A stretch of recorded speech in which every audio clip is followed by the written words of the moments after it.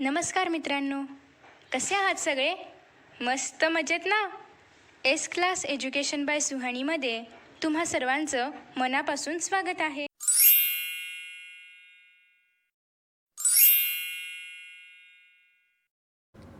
मित्रांनो, आज आपण पाहणार आहोत 10th standard science part 1 lesson number 5 heat.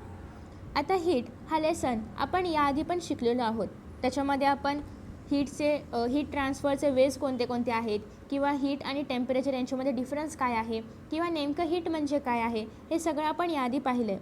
मग या इयत्तेमध्ये आपल्याला काय शिकायचं आहे, तर लॅटेंट हीट म्हणजे काय, त्याचबरोबर रेझोल्युशन काय आहे, NMLS बिहेवियर ऑफ वॉटर हे आपण याआधी पाहिलं होतं की NMLS बिहेवियर ऑफ वॉटर काय आहे, बट ते कशाप्रकारे होतं किंवा कशाप्रकारे घडून येतं ते आपल्याला या पाठामध्ये पुन्हा एकदा पाहायचं आहे. त्याच्यानंतर डीप पॉईंट अँड ह्युमिडिटी आणि स्पेसिफिक हीट कॅपॅसिटी हे सगळे पॉईंट्स आपल्याला पाहायचे आहेत. सो या व्हिडिओमध्ये आज आपण लॅटेंट हीट आणि रेझोल्युशन पाहणार आहोत.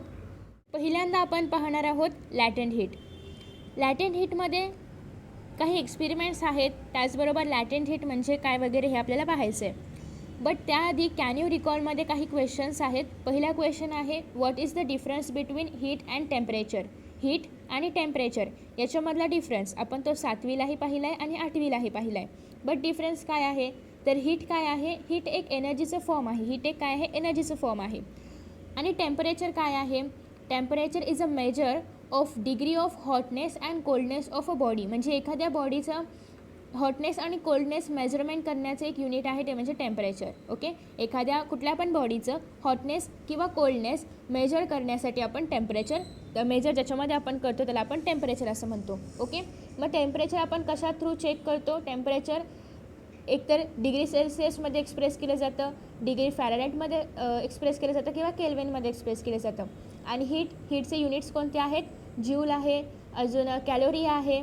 ओके, त्याच्यानंतर हीट नेहमी हायर टेम्परेचरपासून लोअर टेम्परेचरकडे ट्रान्सफर होत असते.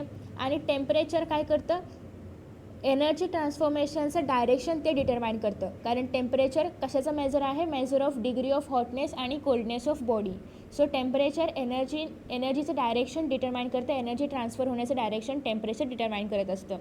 तर अशा प्रकारे हा होता डिफरन्स. त्याच्यानंतर पुढे आपल्याला पाहायचं आहे, what are the different ways of heat transfer. Heat transfer होण्याचे 3 डिफरंट वेज आहेत. जसं की पहिला आहे कंडक्शन, दुसरा आहे कन्व्हेक्शन, तिसरा आहे रेडिएशन. कंडक्शन जसं की आपण पाहिलं होतं, हा जो एक्सपेरिमेंट होता तो आपण 7thच्या बुकमध्ये केला होता. आपण त्या बुकवरती जाऊया. सो या चॅप्टरमध्ये आपण पाहिलं होतं 7th स्टँडर्ड सायन्सचं बुक आहे की हीट ट्रान्सफर होण्याचे 3 प्रकार आहेत, 3 मोड्स आहेत. जसं की कंडक्शन आहे, कन्व्हेक्शन आहे आणि रेडिएशन आहे. तर हा तो एक्सपेरिमेंट आहे ज्या थ्रू आपण कंडक्शन ऑफ हीट पाहिलं होतं. तर आपण हा जो एक्सपेरिमेंट आहे हा थोडक्यात वाचणार आहोत. सो एक्सपेरिमेंट असा होता की आपल्याला एक बार्स ऑफ स्टेनलेस स्टील घ्यायच्या आहेत, त्यास किंवा ॲल्युमिनियम कॉपरच्या घ्यायच्या आहेत, एक कॅन्डल घ्यायची आहे किंवा या ठिकाणी बर्नर घेतलेला आहे, आणि त्याचबरोबर या ठिकाणी एक कॅन्डल किंवा बर्नर घ्यायचा आहे आणि काही पिन्स इथे घेतलेले आहेत. ओके, तर अशा प्रकारे इथे हा एक्सपेरिमेंट आहे जो आता आपण पाहणार आहोत. हा एक्सपेरिमेंट तुम्ही आधी ऑलरेडी पाहिला असेल तर तुम्ही व्हिडिओ स्किप करू शकता. प्रोसिजर अशी होती की एक स्टेनलेस स्टील घ्यायचं होतं किंवा आयर्न घ्यायचं होतं. कॉपर आणि ॲल्युमिनियमचे 3 बार घ्यायचे होते आपल्याला, एक स्टेनलेस स्टीलचा किंवा आयर्नचा आणि कॉपर आणि ॲल्युमिनियमचा. आणि सगळे बार हे 30 सेंटीमीटर लांब पाहिजे होते. And having the same shape, आणि सगळ्यांचे शेप पण सेम पाहिजे होते. आणि मग याच्यावरती काय करायचं, आपल्याला वॅक्स म्हणजे मेणाचे थोडंसं वॅक्स आपल्याला त्याच्यावरती अप्लाय करायचं आहे 2-2 सेंटीमीटरच्या डिस्टन्सवरती. आणि त्या ठिकाणी आपल्याला काय करायचे आहेत, पिन्स स्टिक करायचे आहेत. ह्या ज्या पिन्स तुम्हाला या ठिकाणी दिसतात तर या पिन्स त्याच्यावरती त्या मेणावरती लावायचे आहेत.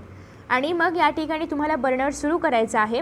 आणि बर्नर जेव्हा तुम्ही इथे लावाल तरी पण तुम्हाला असं आढळून येईल की इथपर्यंत सगळ्या पिन्स ज्या आहेत तर त्या मेन वितळून खाली पडत आहेत. म्हणजे याचा अर्थ काय, तर या ठिकाणी हीट ट्रान्सफर होते या रॉडमधून. म्हणजे पहिल्यांदा हीट इथे गेली, दुसऱ्यांदा इथे गेली, तिसऱ्यांदा इथे गेली, आणि मग हळूहळू त्या सगळ्या मेन वितळून त्या ज्या पिन्स आहेत तर त्या खाली पडल्या. मग इथं ऑब्झर्वेशन पण दिलेलं आहे, pins fall starting from the end near the burner. आणि या ठिकाणी स्टार्टिंगपासून ते एंडपर्यंत पिन्स खाली पडणार आहेत. आणि इथे जरी आपण हात लावला, इथे शेवटी जरी इथे बर्नर सुरू करून, तरी पण आपल्याला ते जे स्टिक आहेत तर ते गरम लागणार आहेत. It means that transfer of heat takes place from hot end of the bar to the cold end. मग या ठिकाणी आपल्या काय लक्षात येते की हीट जे आहे तर ते हॉटपासून कोल्डकडे ट्रान्सफर करत असतं, कारण या ठिकाणी हॉट होतं, या ठिकाणी कोल्ड आहे, तरी पण हीट इकडून इकडे गेली म्हणजे हीट हॉट ऑब्जेक्टपासून किंवा हॉट एंडपासून कोल्ड एंडकडे ट्रान्सफर होते. So this transfer of heat from hot part of an object to cold part is called as conduction of heat. आणि हीट हॉट पार्टपासून कोल्ड पार्टपर्यंत ट्रान्सफर होते, यालाच आपण कंडक्शन ऑफ हीट असं म्हणतो. ओके.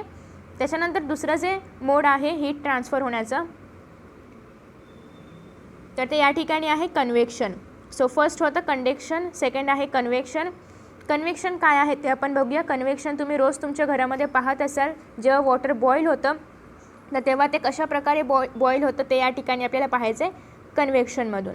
सो ॲपॅरेटस या ठिकाणी त्यांनी बीकर घेतलेला आहे, पोटॅशियम परमॅग्नेट क्रिस्टल्स आहेत, बर्नर आहे, वॉटर आहे, एक्सेट्रा. प्रोसिजर काय आहे की आपल्याला एका बीकरमध्ये थोडंसं पाणी घ्यायचं आहे आणि ते जे बीकर आहे तर ते गॅसवरती बर्न होण्यासाठी म्हणजे थोडंसं हीट होण्यासाठी बर्नरवरती हीट होण्यासाठी ठेवायचं आहे. आणि त्याच्यामध्ये काही पोटॅशियम परमॅग्नेटचे क्रिस्टल्स आपल्याला टाकायचे आहेत आणि आता आपल्याला ऑब्झर्व करायचं आहे. मग ऑब्झर्वेशन काय असेल की you will see steams of water going upward and coming back to the bottom. मग तुमचं असं लक्षात येईल की स्टीम ऑफ वॉटर असं वरती जाते आणि परत खाली येते, म्हणजे वरती जाते परत खाली येते. Okay. So due to the potassium permanganate, these magneta colored steams can be identified easily. मग आपण या ठिकाणी पोटॅशियम परमॅग्नेट का टाकलं, तर पोटॅशियम परमॅग्नेटमुळे आपल्याला इथे दिसते की आधी स्टीम वरती जाते, परत वरून खाली येते, परत वरती जाते, परत वरून खाली येते. मग यासाठी हे कळण्यासाठी की स्टीम कशी आहे हे कळण्यासाठी आपण या ठिकाणी पोटॅशियम परमॅग्नेटचे क्रिस्टल्स वापरलेले आहेत. When heating begins, the water near the bottom becomes warm and its density decreases. आणि जेव्हा आपण पाण्याला हीट करणार तेव्हा जे खाली असलेलं पाणी आहे तर ते गरम होणार आणि ते वरती जाणार, कारण त्याची डेन्सिटी कमी होते. सो खाली गरम झालेलं जे पाणी असेल तर ते या ठिकाणी वरती जाणार, म्हणून जी स्टीम आहे तर ती अशा प्रकारे जाते. त्याच्यानंतर as a result it moves upward and it placed by cold water coming from above. आणि मग ही जी हॉट आहे, जे खाली हॉट झालेलं पाणी आहे त्याची डेन्सिटी कमी होणार आहे, ती वरती जाणार आणि वरचं गरम पाणी खाली येणार, कारण त्याची डेन्सिटी जास्त आहे. त्याच्यामुळे ती जे स्टीम आहे तर ते अशा प्रकारे ट्रॅव्हल होत असतं. So in this manner heat is transform by means of current called convection currents, आणि this process is called convection of heat, आणि यालाच आपण कन्व्हेक्शन ऑफ हीट असं म्हणतो. आणि convection can occur in liquid and gaseous substance आणि convection needs a medium. Okay. तर अशा प्रकारे कन्व्हेक्शन आहे. कन्व्हेक्शनमध्ये आपण पाहिलेलं आहे की हीट कशा प्रकारे ट्रान्सफर होत असते, आणि आधी आपण कंडक्शनमध्ये पण पाहिलेलं आहे की हीट जी आहे ती हॉट ऑब्जेक्टपासून कोल्ड ऑब्जेक्टकडे किंवा हॉट एंडपासून कोल्ड एंडकडे ट्रान्सफर होते. आता नेक्स्ट वन जे आहे तर ते आहे रेडिएशन. रेडिएशन म्हणजे काय, तर आपण आता या ठिकाणी इथे पेटवलेलं आहे, शेकोटी इथे पेटवलेली आहे, आपले हात इथे आहेत, तरी पण आपल्याला त्याचं हीट सेन्सेशन होतं आहे, म्हणजे आपल्याला हात याच्यावरच ठेवायची अशी काही गरज नाही, लांब धरले तरी पण आपल्याला शेकोटीची ऊब मिळणार आहे. मग त्याचप्रमाणे सूर्य इथे आहे वरती अवकाशामध्ये, आपण इथे आहोत, तरीही सूर्याचं हीट आपल्याला मिळत असते, म्हणजे या ठिकाणी आपला कॉन्टॅक्ट होतो आहे का, तर नाही होत आहे, पण तरी पण आपल्याला हीट मिळते. सो ते काय, ते रेडिएशन्स आहेत. तर अशा प्रकारे हीट ट्रान्सफर होण्याचे हे 3 मोड्स आपण पाहिलेले आहेत. आता आपण परत 10वीला येऊया. तर हे होते 3 different types of heat transfer: conduction, convection आणि रेडिएशन. ओके. सो याच्यानंतर आता आपल्याला काही इन्फॉर्मेशन दिलेली आहे. In previous standard we have learned about heat and different types of heat transfer, ते आपण आत्ता पण पाहिलं. We have also performed few experiments related to expansion and contraction of solids, liquids and gaseous. आणि त्याच पुस्तकामध्ये पुढे अजून काही एक्सपेरिमेंट्स आहेत अबाउट एक्सपान्शन आणि कॉन्ट्रॅक्शन ऑफ सॉलिड्स, लिक्विड्स आणि gaseous substances. We have learnt about the difference between heat and temperature. आणि त्याचबरोबर आता आपण स्टार्टिंगला हीट आणि टेम्परेचरमधला डिफरन्स पण पाहिला. We have also seen how temperature is measured using a thermometer. आणि तुम्हाला माहिती आहे की तुम्हाला जेव्हा फीवर आला असेल किंवा खूप हाय फीवर असेल तर तेव्हा तुमच्या आईने थर्मामीटर लावून तुमचं टेम्परेचर चेक केलं असेल. सो टेम्परेचर मेजर करण्यासाठी आपण थर्मामीटरचा वापर करतो. त्याच्यानंतर आहे concepts like latent heat of phase transformation, anomalous behavior of water, dew point, humidity, specific heat capacity, etc. are related to certain phenomena experienced by us in our day-to-day life.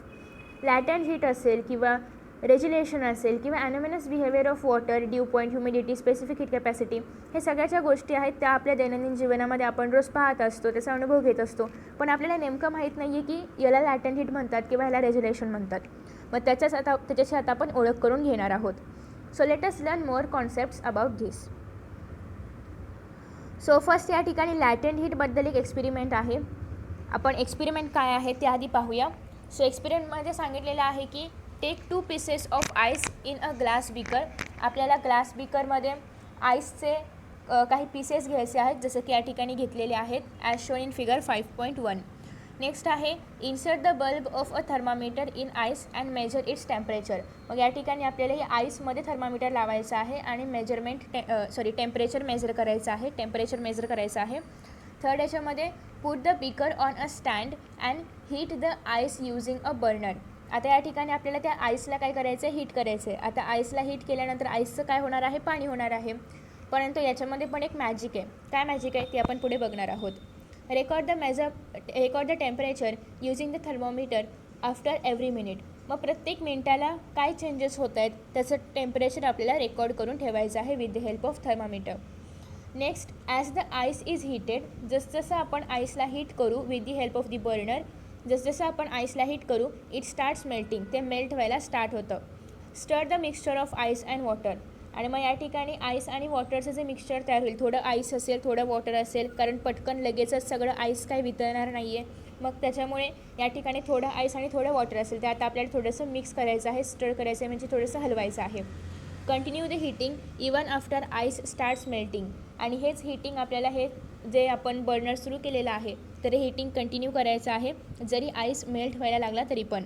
त्याच्यानंतर next आहे draw a graph of temperature versus time. तर या ठिकाणी आपल्याला temperature versus टाईमवरती आधारित एक graph draw करायचा आहे, जो आपल्याला पुस्तकामध्ये ड्रॉ करून दिलेला आहे नेक्स्ट पेजवरती. बट त्याआधी या ठिकाणी काही प्रश्न किंवा याचं एक्सप्लेनेशन आहे ते आपण बघूया. You will observe that the temperature of the mixture remains 0 degree Celsius till the ice melts completely. तुमच्या हे लक्षात येईल की जोपर्यंत सगळा आईस, म्हणजे याच्यामध्ये आपण जे आईस क्यूब्स घेतले होते तर ते सगळं आईस जोपर्यंत मेल्ट होत नाही तोपर्यंत टेम्परेचर हे 0 डिग्री सेल्सिअसच राहतं. त्यासाठीच तुम्हाला टेम्परेचर प्रत्येक मिनिटाला त्यांनी चेक करायला सांगितलं होतं. इफ वी कंटिन्यू हीटिंग, जरी आपण ते हीट करणं चालूच ठेवलं, even after conversion of all the ice into water, सगळ्या आईसचं जेवढे काही आईस क्यूब आहे, जेवढं काही आईस आहे ते सगळं पाण्यामध्ये त्याचं कन्वर्जन झालं तरीही आपण हीटिंग चालू ठेवलं, then temperature of water starts rising आणि it reaches up to 100 degree Celsius. आणि जेव्हा आपण सगळं आईस मेल्ट झालं, त्याचं सगळ्याचं पाण्यामध्ये रूपांतर झालं आणि त्याच्यानंतर पण जर आपण हीटिंग सुरू ठेवलं तर मग त्याचं टेम्परेचर वाढणार आहे अप टू 100 डिग्री सेल्सिअसपर्यंत. ॲट धिस टेम्परेचर, या टेम्परेचरवरती water starts converting into steam. आणि 100 डिग्री सेल्सिअस हा काय आहे, या पॉईंटनंतर काय होतं, वॉटरचं स्टीममध्ये कन्वर्जन होतं. स्टीम म्हणजे वाफेमध्ये कन्वर्जन होतं. The temperature of water remains constant at 100 degree Celsius till all water converts into steam. आणि पाण्याचं 100 डिग्री सेल्सिअस टेम्परेचर झालं होतं जेव्हा ते आईसचं पाण्यामध्ये रूपांतर झालं पूर्णतः.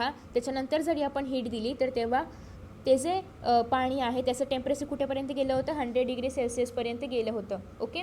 आणि त्याच्यानंतर जेव्हा आपण परत त्याला अजून हीट दिली तर तेव्हा काय होणार आहे, या पाण्याचं स्टीममध्ये कन्वर्जन होणार आहे. आणि जोपर्यंत सगळ्या पाण्याचं स्टीममध्ये कन्वर्जन होत नाही तोपर्यंत त्याचं टेम्परेचर 100 डिग्री सेल्सिअसच राहणार आहे. आणि the graph of temperature versus time is shown in figure 5.2. आता या ठिकाणी 5.2 फिगर आहे ज्यामध्ये तुम्हाला हे पाहायला मिळणार आहे. तर या ठिकाणी पहिल्यांदा तर आईस क्यूब्स होते. आईस क्यूबचं टेम्परेचर 0 डिग्री सेल्सिअस होतं जोपर्यंत पूर्णतः ते पाण्यामध्ये सगळं वितळत नाही तोपर्यंत. मग आता या ठिकाणी पूर्ण पाण्यामध्ये सगळ्या पूर्ण आईस क्यूबचं पाण्यामध्ये रूपांतर झालं आणि मग आपण हीट दिली तर त्याचं टेम्परेचर वाढणार आहे कुठपर्यंत, अप टू 100 डिग्री सेल्सिअसपर्यंत वाढणार आहे. मग त्याच्यानंतर जेव्हा पूर्ण पाणी 100 डिग्री सेल्सिअसपर्यंत बॉईल होईल त्याच्यानंतर त्याचं रूपांतर वॉटर वेपरमध्ये होणार आहे. आणि जोपर्यंत सगळ्या पाण्याचं रूपांतर वेपरमध्ये होत नाही तोपर्यंत परत ते 100 डिग्री सेल्सिअसमध्येच राहणार आहे. तर अशा प्रकारे हा आहे टेम्परेचर वर्सेस टाईम. या ठिकाणी खाली आपल्याला टाईम दाखवलेला आहे. इथे डिग्री सेल्सिअसमध्ये कशाप्रकारे टेम्परेचर वाढत जाते ते दाखवलेलं आहे. म्हणजे पहिल्यांदा 2 मिनिट्स, 4 मिनिट्स, 6 मिनिट्स 8 मिनिट्स, चौथ्या मिनटाला हे काय झालं वाढत गेलं. त्याच्यानंतर इथे किती मिनिट्स आहेत 20 मिनिट्सला त्याचं कन्वर्जन वेपरमध्ये झालं. तर अशा प्रकारे हा आहे ग्राफ. सो नेक्स्ट काय सांगितलेलं आहे आपल्याला, त्याच्यानंतर इन दिस ग्राफ, या ग्राफमध्ये A B presents conversion of ice into water at constant temperature. या ठिकाणी आपण पाहिलं होतं की ए बी लाईन जी आहे, या ठिकाणी जे ए बी आहे तर ते काय दाखवते, आईसचं कन्वर्जन होते वॉटरमध्ये. त्याच्यानंतर नेक्स्ट सांगितलेलं आहे Wien ice is heated it melts at 0 degree Celsius and converts into water at the constant temperature. आणि जेव्हा आपण आईसला मेल्ट करणार तर तेव्हा ते वॉटरमध्ये कन्वर्ट होणार. किती डिग्री सेल्सिअस टेम्परेचर आहे या ठिकाणी, 0 डिग्री सेल्सिअस आहे. So after that the ice absorbs heat energy during this transition. मग या ठिकाणी हे जेव्हा ट्रान्सफॉर्मेशन होतं आहे आईसचं वॉटरमध्ये, तर या ठिकाणी आईस काय करते, हीट ॲब्झॉर्ब करते. कारण आईसनी हीट ॲब्झॉर्ब केली तरच त्याचं पाण्यामध्ये रूपांतर होणार आहे. So ice absorbs heat during this transition and the absorption of energy continues till all ice converts into water. आणि आईस हीट एनर्जी आपल्याकडे शोषून घेते, तर ॲब्झॉर्ब करते. तर ही कुठपर्यंत ॲब्झॉर्ब करते, जोपर्यंत सगळ्या आईसचं पाण्यामध्ये रूपांतर होत नाही तोपर्यंत हे absorption of heat energy continuously चालू असतं. त्याच्यानंतर या ठिकाणी सांगितलेलं आहे पुढे the temperature remains constant during this transition. आणि या ट्रान्झिशनच्या वेळी जसं की आपण पाहिलेलं आहे, जोपर्यंत पूर्ण आईसचं पाण्यामध्ये रूपांतर होत नाही तोपर्यंत टेम्परेचर हे 0 डिग्री सेल्सिअसच असतं. ओके, सो हे टेम्परेचर कसं राहतं, कॉन्स्टंट राहतं. This constant temperature at which ice converts into water is called the melting point of ice. आणि या ठिकाणी हे जे कॉन्स्टंट टेम्परेचर आहे 0 डिग्री सेल्सिअस, की ज्या ठिकाणी आईसचं पाण्यामध्ये रूपांतर होतं आहे त्याला आपण मेल्टिंग पॉईंट ऑफ आईस असं म्हणतो. कारण या ठिकाणी आईस मेल्ट होते, converts into water. Okay, so this is called as melting point of ice. Thus during transition of solid phase to liquid phase. आणि यामुळे सॉलिड फेज, आता आईस काय आहे, सॉलिड आहे, so it is in solid phase. त्याच्यानंतर water काय आहे, liquid आहे, so it is in liquid phase. मग transition of solid phase to liquid phase the object absorbs heat energy. मग या ठिकाणी आईस काय करते, हीट एनर्जी ॲब्झॉर्ब करते. That is solid phase heat energy absorb करते. But its temperature does not increases. But त्याचं temperature increase होत नाही आहे, कारण ते जरी आईसचं पाण्यामध्ये रूपांतर होत असलं तरी पण त्याचं टेम्परेचर 0 डिग्री सेल्सिअस राहते, जोपर्यंत सगळं पाणी जोपर्यंत सगळं आईस पाण्यामध्ये रूपांतरित होत नाही तोपर्यंत. त्याच्यानंतर पुढे काय सांगितलेलं आहे, this heat energy is utilised for weakening the bonds between the atoms or molecules in the solid and transform it into liquid phase. मग सॉलिड फेजमध्ये जे आईस आहे ते एवढ्या हीट एनर्जीचं काय करतं, तर ते काय करतं, सॉलिडमधलं तुम्हाला माहिती आहे, सॉलिडमध्ये जे सॉलिड सबस्टन्सेसमध्ये हे जे मॉलिक्युल्स आहेत ते असे एकदम एकमेकांमध्ये त्यांच्यामध्ये मॉलिक्युलर अट्रॅक्शन जास्त असतात, एकमेकांमध्ये असे असतात. त्याच्यानंतर लिक्विडमध्ये कसं असणार, ते जरासे विरळ असतात, असे असतात. ओके, त्याच्यानंतर गॅसमध्ये ते अजूनच विरळ असतात, एक इथे असेल मॉलिक्युल असं ते असतात. सो सॉलिडमधले हे जे काही मॉलिक्युल्स आहेत यांचे जे हे बॉन्ड्स तयार झालेले आहेत तर त्यांना ब्रेक करण्यासाठी हीट एनर्जी सॉलिड फेजमध्ये ॲब्झॉर्ब केली जाते आणि ती ॲब्झॉर्ब करून त्याचं कन्वर्जन लिक्विड फेजमध्ये केलं जातं. So the heat energy absorbed at constant temperature during transformation of solid into liquid is called the latent heat of fusion. मग या ठिकाणी जी हीट एनर्जी सॉलिड फेजमध्ये असताना जी ॲब्झॉर्ब केली जाते, कशासाठी ॲब्झॉर्ब केली जाते, हीट लिक्विड फेजमध्ये ट्रान्सफॉर्म करण्यासाठी. तर यालाच आपण लॅटंट हीट ऑफ फ्युजन म्हणतो, कारण या ठिकाणी काय होते, फ्युजन होतं आहे ना, याचे बॉन्ड ब्रेक्स होत आहेत. So therefore it is called as latent heat of fusion. The heat energy absorbed at constant temperature during transformation of solid into liquid is called as latent heat of fusion. आणि महत्त्वाचं म्हणजे या ठिकाणी temperature जे आहे तर ते फक्त सेमच राहते, दॅट इज 0 डिग्री सेल्सिअस, जेव्हा आईसचं कन्वर्जन वॉटरमध्ये होणार आहे तेव्हा. आणि त्यालाच आपण मेल्टिंग पॉईंट ऑफ आईस असंही म्हणतो. सो या ठिकाणी लॅटंट हीट ऑफ फ्युजनची एक डेफिनेशन बोल्ड लेटर्समध्ये आपल्याला दिलेली आहे. The amount of heat energy absorbed at constant temperature by unit mass of a solid to convert into liquid phase is called the specific latent heat of fusion. तर अशा प्रकारे specific latent heat of fusion म्हणजे काय ते इथे सांगितलेले आहे. The amount of heat energy absorbed at constant temperature by unit mass. काहीतरी अमाऊंट ऑफ हीट एनर्जी असेल जी एका युनिट मासने कॉन्स्टंट टेम्परेचरला ॲब्झॉर्ब केलेली आहे. कशासाठी, ऑफ अ सॉलिडने सॉलिडने ॲब्झॉर्ब केलेले आहे. कशासाठी? To convert into liquid phase. आणि यालाच आपण काय म्हणतो? Latent heat of fusion. Specific latent heat of fusion.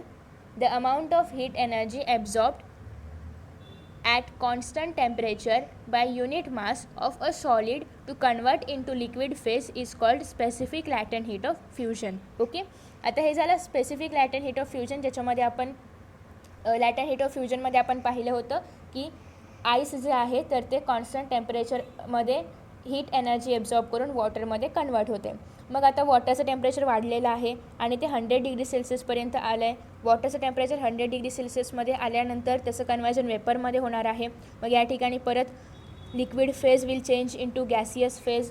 मग आता या ठिकाणी लॅटेंट हीट ऑफ वेपरायझेशन घडून येणार आहे. मग लॅटेंट हीट ऑफ वेपरायझेशन काय आहे ते आपण पाहूया.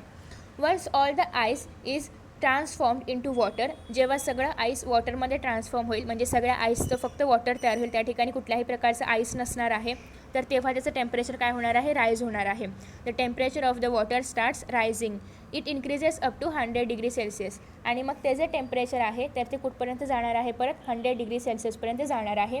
या ठिकाणी पहिल्या 2 मिनटामध्ये, म्हणजे 6व्या मिनटाला ते 10 डिग्री सेल्सिअस असेल, परत 8व्या मिनटाला ते 20 डिग्री सेल्सिअस असेल, असं करत करत करत या ठिकाणी 20 मिनिट्सला ते कुठे जाते? 100 डिग्री सेल्सिअसपर्यंत जाते वॉटरचं टेम्परेचर, जेव्हा ते पूर्णपणे वॉटरमध्ये आईस पूर्णपणे वॉटरमध्ये कन्वर्ट होईल तेव्हा. आता या ठिकाणी लाईन BC जी आहे, जी इथे ड्रॉ करण्यात आलेली आहे, तर ही जी लाईन आहे ती वॉटरचं रायझिंग टेम्परेचर दाखवते. ही जी लाईन आहे ही वॉटरचं रायझिंग टेम्परेचर दाखवते. So the line BC in the graph represents rise in temperature of water from 0 degree Celsius to 100 degree Celsius. 0 degree सेल्सिअसला water होतं स्टार्टिंगला, जेव्हा त्याचं कन्वर्जन, जेव्हा आईसचं कन्वर्जन वॉटरमध्ये झालं होतं. त्याच्यानंतर ते कुठे गेलेलं आहे? 100 डिग्री सेल्सिअसपर्यंत. मग ते पूर्ण वॉटरचं रायझिंग टेम्परेचर 0पासून 100पर्यंत कसं झालं, कितव्या मिनटाला किती झालं हे दाखवते. खाली या ठिकाणी आपल्याला टाईम पण दाखवलेला आहे मिनिट्समध्ये. त्याच्यानंतर नेक्स्ट आहे thereafter even though heat energy is supplied to water, its temperature does not rise. मग आता या इथपर्यंत आल्यानंतर परत आपण त्याला हीट एनर्जी जरीही दिली तरी त्याचं टेम्परेचर राईज होत नाही. एकदा ते वॉटर 100 डिग्री सेल्सिअसपर्यंत आलं की त्याला आपण परत जरी बर्न केलं किंवा परत जरी त्याला आपण हीट एनर्जी दिली तरी पण त्याचं टेम्परेचर वाढत नाही. का वाढत नाही तर त्याचं रिझन आपण पुढे पाहणार आहोत. So the heat energy is absorb by water. मग आपण याच्या पुढे 100 डिग्री सेल्सिअसवरती वॉटर आलं, त्याच्यानंतर आपण हीट एनर्जी देतो आहे, तर ती जी हीट एनर्जी देतो आहे तर ती वॉटर काय करतं? ॲब्झॉर्ब करतं. जसं की आधीच्या याच्यामध्ये सॉलिड आईस ती एनर्जी ॲब्झॉर्ब करत होतं, तसं या कंडिशनमध्ये वॉटर ती एनर्जी ॲब्झॉर्ब करतं. at this temperature and used to break the bonds between molecules of the liquid and convert the liquid into gaseous state. आणि मग 100 डिग्री सेल्सिअसवरती पोहोचल्यानंतर जेव्हा आपण त्याला अजून हीट एनर्जी देत असणार तर तेव्हा वॉटर काय करणार? ती जी हीट एनर्जी देत आहे आपण 100 डिग्री सेल्सिअसवरती पोहोचल्यानंतर त्याचा वापर आपल्यामध्ये जे बॉन्ड्स आहेत ते ब्रेक करण्यासाठी करणार. जसं की वॉटरमध्ये अशा प्रकारे जरा लांब लांब बॉन्ड्स असतात. ओके, हे असे जरासे लांब लांब असतात सॉलिडपेक्षा. आता याच्यामध्ये जे बॉन्ड्स आहेत त्याचं कन्वर्जन आपल्याला कशामध्ये करायचं आहे? गॅसेसमध्ये, जे खूपच लांब लांब असतात त्यांच्यामध्ये खूप कमी अट्रॅक्शन असतं. तर आता याचे बॉन्ड्स आपल्याला ब्रेक करावे लागतील. मग त्यासाठी लिक्विड फेज जे आहे किंवा वॉटर जे आहे तर ती दिलेली जी एक्स्ट्रा म्हणजे 100 डिग्री सेल्सिअस नंतर जी हीट एनर्जी मिळणार आहे तर ती त्याचा वापर बॉन्ड ब्रेकिंग करण्यासाठी वापरतं आणि त्याचं कन्वर्जन कशामध्ये होतं? परत गॅसियस फेजमध्ये होतं. ओके, सो नेक्स्ट पॉईंट काय आहे तर नेक्स्टमध्ये सांगितलेलं आहे की thus during transformation from liquid phase to gas phase, आणि त्याच्यामुळेच लिक्विडचं गॅसमध्ये ट्रान्सफॉर्मेशन होत असताना, कन्वर्जन होत असताना heat energy is absorbed by the liquid. मग लिक्विड काय करतं? जसं की वॉटर या ठिकाणी आपण लिक्विडमध्ये घेतलेलं आहे, तर वॉटर काय करतं? हीट एनर्जी ॲब्झॉर्ब करतं. But its temperature does not change. पण तरी पण त्याचं टेम्परेचर चेंज होत नाही. टेम्परेचर किती राहतं? कॉन्स्टंट राहतं, that is 100 degree Celsius. Okay, का राहतं किंवा का त्याचं टेम्परेचर वाढत नाही हे आपण पाहिलं आहे. का वाढत नाही तर ती जी एनर्जी असेल हीट एनर्जी 100 डिग्री सेल्सिअस नंतर मिळालेली, तर त्याचा वापर ते जे वॉटर आहे तर ते बॉन्ड ब्रेकिंग करण्यासाठी करत असतं. So next, the constant temperature at which the liquid transforms into gaseous state is called as boiling point of the water. असं कॉन्स्टंट टेम्परेचर की ज्या ठिकाणी लिक्विडचं ट्रान्सफॉर्मेशन गॅसियस स्टेटमध्ये होतं त्याला आपण बॉइलिंग पॉईंट ऑफ लिक्विड म्हणतो, and that is 100 degree Celsius. Okay, So after that, the heat energy absorbed at constant temperature during transformation of liquid into gas is called the latent heat of vaporization. मग ही जी heat energy आहे जी एका constant टेम्परेचरवरती लिक्विडने absorb केलेली आहे transformation into गॅसमध्ये करण्यासाठी, तर त्यालाच आपण लॅटेंट heat of vaporisation असं म्हणतो. The heat energy absorbed at constant temperature during transformation of liquid into gas is called the latent heat of vaporization. Heat energy absorb केलेली आहे एका कॉन्स्टंट टेम्परेचरला कशासाठी, लिक्विडचं गॅसमध्ये ट्रान्सफॉर्मेशन करण्यासाठी, त्यालाच आपण लॅटेंट हीट ऑफ वेपरायझेशन असं म्हणतो. सो आता आपण specific latent heat of vaporisation पाहणार आहोत. जे की या ठिकाणी बोल्ड लेटर्समध्ये लिहिलेलं आहे. The amount of heat energy absorbed at constant temperature by unit of mass a liquid to convert into gaseous phase is called the specific latent heat of vaporization. मग या ठिकाणी काय सांगितलेलं आहे, अमाऊंट ऑफ हीट, एखादी heat एनर्जीची amount आहे जी ॲब्झॉर्ब केलेली आहे एका कॉन्स्टंट टेम्परेचरला by unit mass of a लिक्विडने ॲब्झॉर्ब केलेली आहे. सो लिक्विडने ॲब्झॉर्ब केलेली आहे, काय ॲब्झॉर्ब केलेली आहे, to convert into gaseous state.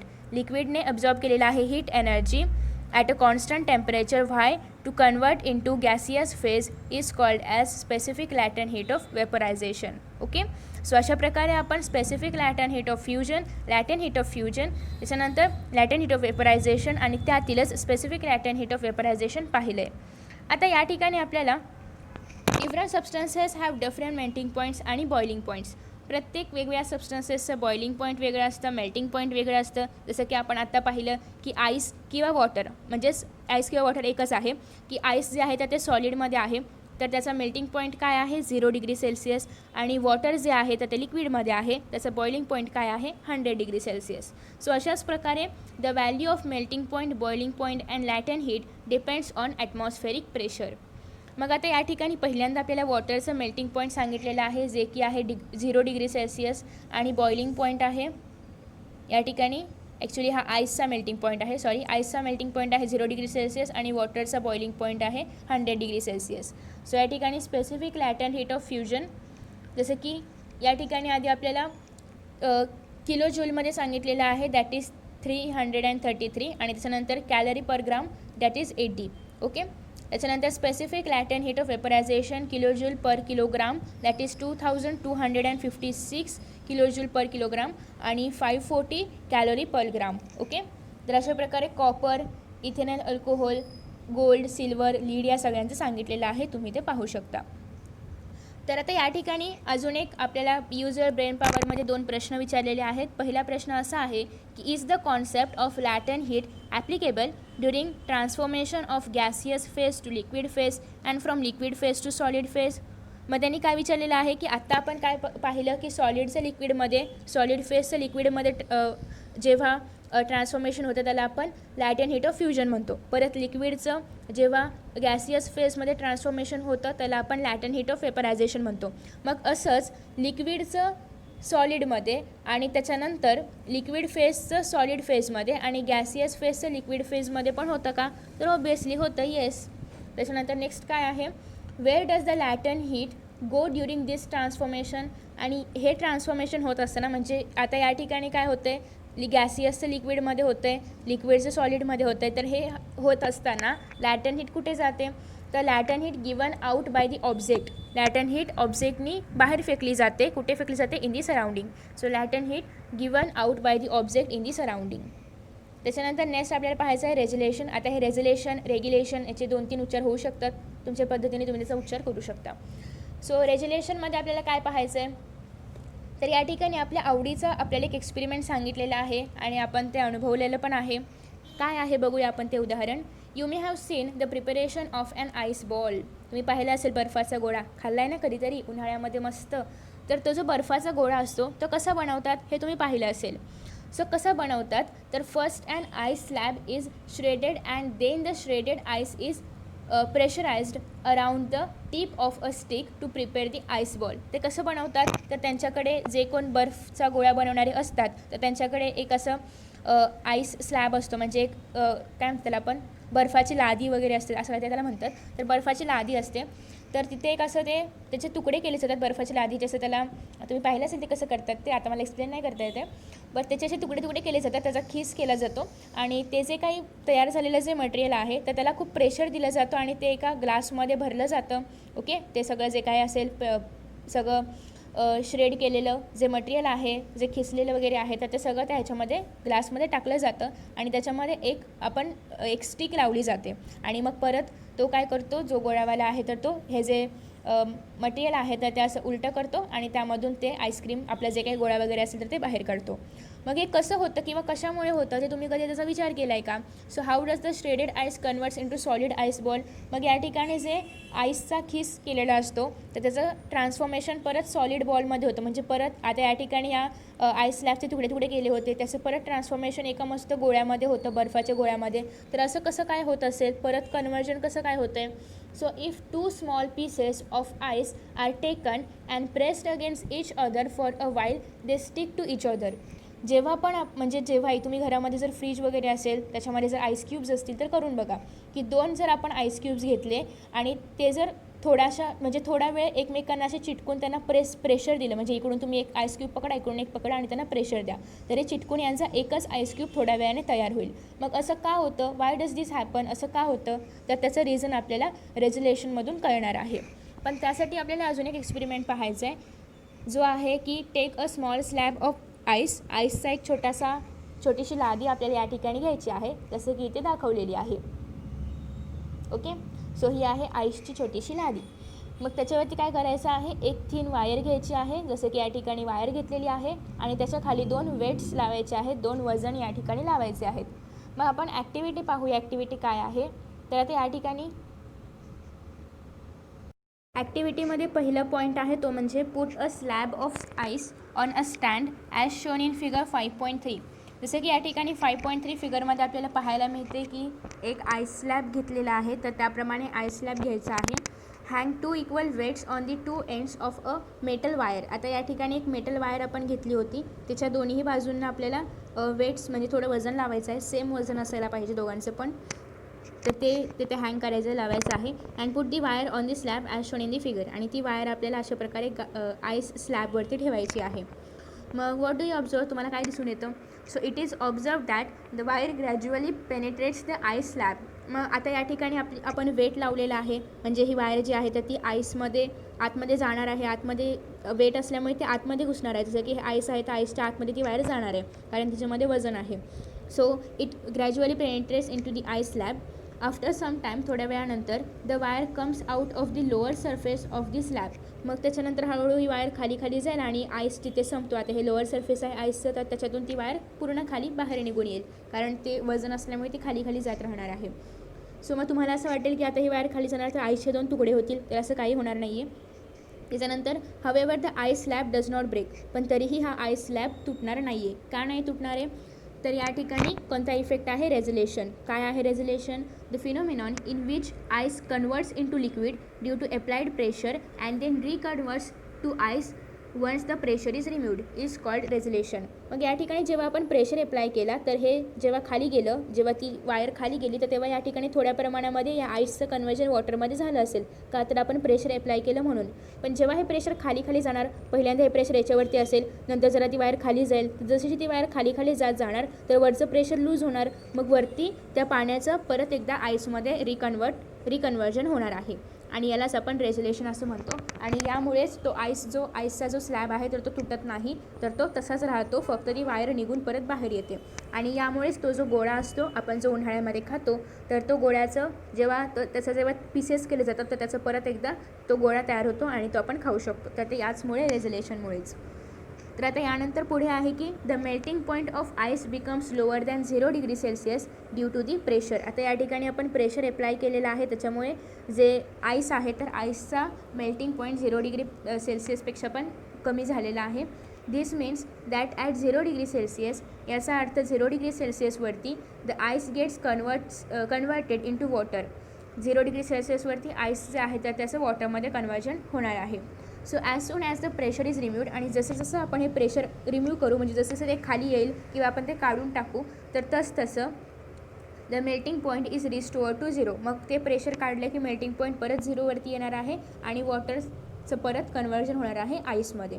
Okay, तर अशा प्रकारे आपण या ठिकाणी रेझोल्युशनचा इफेक्ट पाहिलेला आहे. त्याचबरोबर लॅटेंट हीट काय आहे, लॅटेंट हीट ऑफ फ्युजन आणि लॅटेंट हीट ऑफ वेपरायझेशन पण आपण पाहिलेलं आहे. तर या ठिकाणी युजर ब्रेन पॉवरमध्ये काही प्रश्न आहेत. त्यातील पहिला प्रश्न तर ऑलरेडी आपण या एक्सपेरिमेंटद्वारे पाहिलेलाच आहे. आणि दुसरा प्रश्न असा आहे की is there any relationship between latent heat and with resolution. Latent heat आणि रेझोल्युशन यांचा काही संबंध आहे का? तर ऑब्वियसली आहे, कारण जेव्हा इथला जो आईस स्लॅब आहे तर तो मेल्ट होणार आहे, तर त्या ठिकाणी हीट ॲब्झॉर्ब केली जाते, परंतु तिथे टेम्परेचर चेंज नाही होते. टेम्परेचर हे 0 डिग्री सेल्सिअसच राहते. आणि जेव्हा इथून ते प्रेशर परत रिलीज होईल तर ते जे वॉटर आहे तर त्याचं परत आईसमध्ये कन्वर्जन होतं आहे. म्हणजे त्या ठिकाणी हीट काय केली जाते, बाहेर गेली जाते, सराउंडिंगमध्ये फेकली जाते, परंतु तरी पण त्याचं टेम्परेचर मात्र चेंज होत नाही आहे. सो या ठिकाणी काय होते की हीट पहिल्यांदा तर ॲब्झॉर्ब केली जाते. जेव्हा त्याचं थोडंसं वॉटरमध्ये ट्रान्सफॉर्मेशन होईल प्रेशरमुळे, तेव्हा हीट थोडीशी ॲब्झॉर्ब केली जाते आणि त्याच्यानंतर हीट परत थोड्या वेळाने रिटर्न पण दिली जाते. So it is a latent heat. Okay, तर अशा प्रकारे आपण या व्हिडिओमध्ये हीट पाहिलेला आहे आणि आय होप की तुम्हाला हीटमधील जे पहिले 2 टॉपिक्स आहेत, लॅटेंट हीट आणि रेझोल्युशन, हे समजले असतील. नेक्स्ट व्हिडिओमध्ये आपण बाकीचे टॉपिक्स पाहणार आहोत. मित्रांनो, तुम्हाला जर हा व्हिडिओ आवडला असेल ना, तर नक्कीच व्हिडिओला लाईक करा, शेअर करा. त्याचबरोबर यांसारखे नवनवीन व्हिडिओज पाहण्यासाठी चॅनलला सबस्क्राईब करा आणि नोटिफिकेशन बेल आयकॉनवर क्लिक करा. म्हणजेच मी जेव्हा यांसारखे नवनवीन व्हिडिओज अपलोड करेन तेव्हा तुम्हाला त्याचं नोटिफिकेशन मिळत राहील. मित्रांनो, असेच छान आणि मस्त व्हिडिओ या चॅनलवरती अवेलेबल आहेत. त्याचबरोबर 10th स्टँडर्डच्या सर्व विषयांचे व्हिडिओज देखील अवेलेबल आहेत आणि हे सगळे व्हिडिओज पाहण्यासाठी डिस्क्रिप्शन बॉक्समध्ये ज्या लिंक्स दिलेल्या आहेत त्यावर तुम्ही क्लिक करून हे सगळे व्हिडिओज पाहू शकता. चला तर मित्रांनो, आता या ठिकाणी आपण इथेच विश्रांती घेऊया. पुन्हा भेटूया नवीन पाठासोबत, नवीन व्हिडिओसोबत, नवीन टॉपिकसोबत. तोपर्यंत पाहत रहा S class education by Suhani, तेही सुहानी सूर्यवंशी या चॅनलवरती. So friends, thank you so much for watching this video. See you in next video.